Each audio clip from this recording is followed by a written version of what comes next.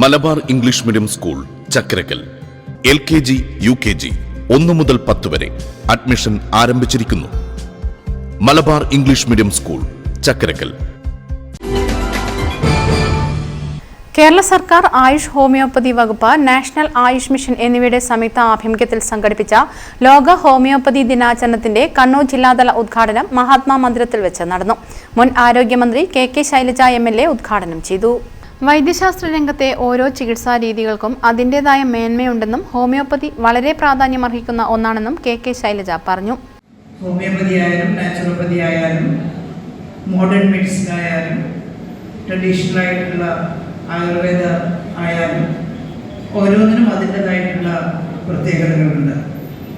നമ്മുടെ ഗവൺമെൻറ്റിൻ്റെ ആരോഗ്യ വകുപ്പ് ഇന്ന് 2 വകുപ്പായിട്ട് പ്രവർത്തിക്കുകയാണ്. അതിലൊന്ന് മോഡേൺ മെഡിസിനുമായി ബന്ധപ്പെട്ടതാണ് ആരോഗ്യ വകുപ്പ്, രണ്ടാമത് ആയുഷ് ഡിപ്പാർട്ട്മെൻറ്റാണ്. അതിനകത്ത് ആയുർവേദം, യോഗ, ഹോമിയോപ്പതി, യോഗ സിദ്ധ, ഹോമിയോപ്പതി, നാച്ചുറോപ്പതി ഇതെല്ലാം ചേർന്നതാണ്. ആയുഷ് ഡിപ്പാർട്ട്മെൻറ്റ് ആയുർവേദവും ഹോമിയോ ഒക്കെ ചേർന്നു. ആയുഷിൻ്റെ പ്രചരണത്തിനും വലിയ തോതിലുള്ള മാറ്റം ഉണ്ടാക്കുന്നതിനും ഗവൺമെൻറ് നന്നായി പരിശ്രമിച്ചു വരുന്നുണ്ട്. മോഡേൺ മെഡിസിൻ ലോകവ്യാപകമായി ശാസ്ത്രത്തിൻ്റെ വളർച്ചയോടൊപ്പം വളരെ വിപുലമായിട്ട് വളർന്നു വന്നു. ജില്ലാ panchayat standing committee chairperson NV Sreejini അധ്യക്ഷത വഹിച്ചു. Doctor VR Sadgun, doctor Samuel Hahnemann അനുസ്മരണ പ്രഭാഷണം നടത്തി.